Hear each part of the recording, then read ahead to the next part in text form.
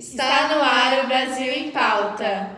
Eu sou a Laura. Eu sou a Ana Desane. E eu sou a Ana Garrido. E hoje nós vamos falar sobre o fim da Primeira República. Um Brasil marcado pela censura e coronelismo, abalado por guerras regionais e revoltas militares, sacudido pela crise do café e pela Revolução de 1930. Um período que mudou para sempre a nossa história.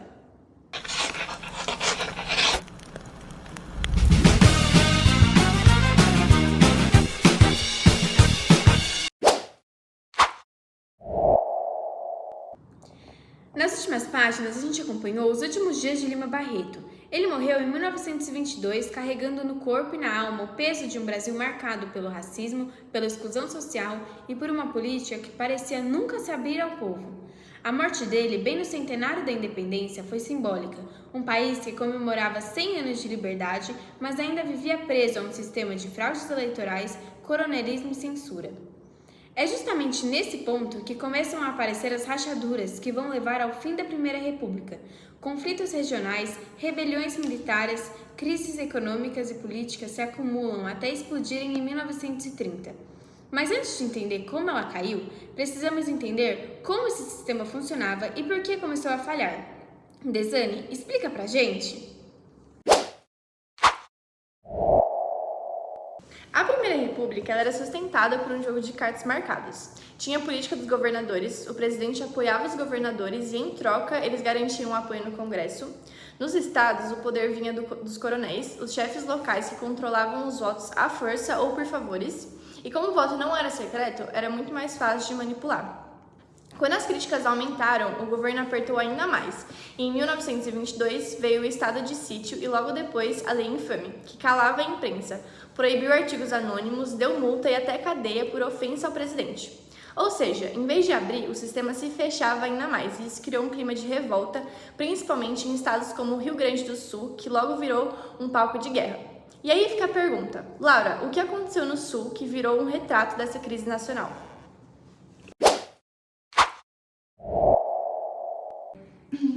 No Rio Grande do Sul virou uma guerra civil. De um lado estava o governador Borges, ligado ao Partido Republicano Rio-Grandense. Do outro, a oposição de Assis Brasil. Era a briga entre chimangos e maragatos. O resultado foi o Acordo de Pedras Altas, assinado em dezembro de 1923. Borges de Medeiros fica no poder até 1928. A oposição ganha algumas concessões eleitorais nos municípios. Mas no fim, ninguém sai vencedor da verdade. Esse desgaste mostrou como o sistema estava frágil e essa insatisfação abriu espaço para um novo ator político, os tenentes, jovens oficiais que não aceitavam mais esse jogo. Ana, quem eram esses caras e o que eles queriam mudar? Os tenentes eram jovens oficiais, muitos de classe média que queriam moralizar a política. As principais bandeiras deles eram voto secreto, ensino primário obrigatório, fim das fraudes e da corrupção.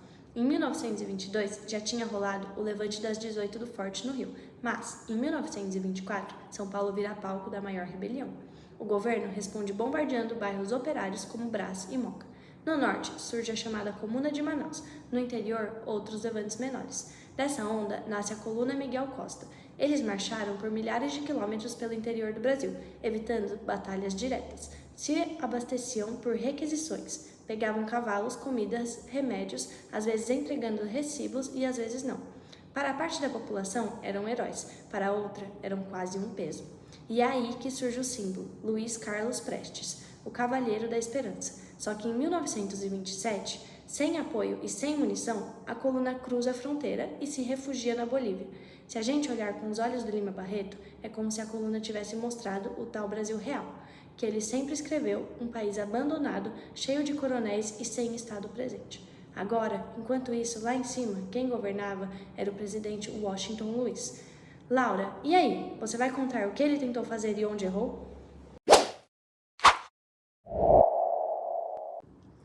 Washington Luiz assume com o lema governar é abrir estradas.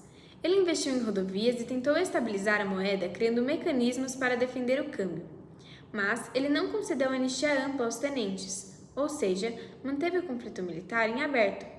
Em São Paulo surgiu até o Partido Democrático, oposição de classe média urbana com discurso de moralização. A virada vem em 1929. Washington Luiz quebra o pacto do café com leite e indica Júlio Prestes Paulista como seu sucessor. Isso irrita Minas, que se junta ao Rio Grande do Sul e à Paraíba para formar a Aliança Liberal, lançando Getúlio Vargas e João Pessoa. E justo nesse ano acontece a quebra da Bolsa de Nova York. O preço do café despenca, a safra é recorde e o governo não consegue segurar o mercado. Resultado: desemprego, falências e revolta. Com essa mistura explosiva, vem a eleição de 1930. Desane, explica aí como foi essa disputa e o estopim que derrubou a República. Na eleição de 1930, Júlio Prestes é declarado vencedor, mas a Aliança Liberal denuncia fraude.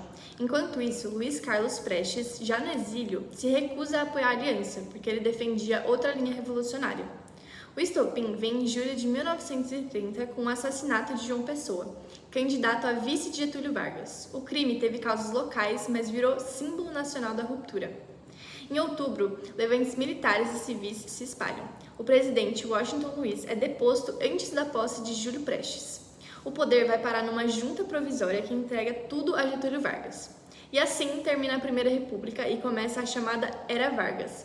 Ana, fecha pra gente com um resumo das causas dessa queda e um olhar final de Lima Barreto.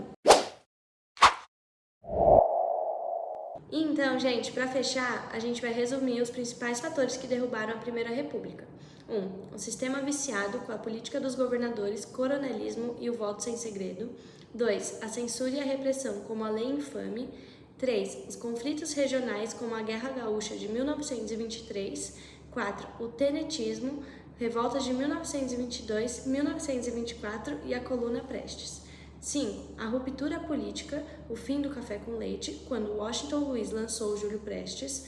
6. A crise do café em 1929, que era a base econômica que desmoronou. 7. O estopim, com o assassinato de João Pessoa e a articulação militar de 1930. E se a gente lembrar do Lima Barreto, que morreu em 1922, dá até para pensar. A República caiu de pé, mas porque o Brasil real já estava de joelhos há muito tempo. No próximo episódio, a gente fala da Era Vargas e das mudanças que ele trouxe. Acabou, mas calma, só esse episódio. A Primeira República foi embora, mas o podcast continua firme. A gente se vê numa próxima. Espero que tenham gostado. Tchau!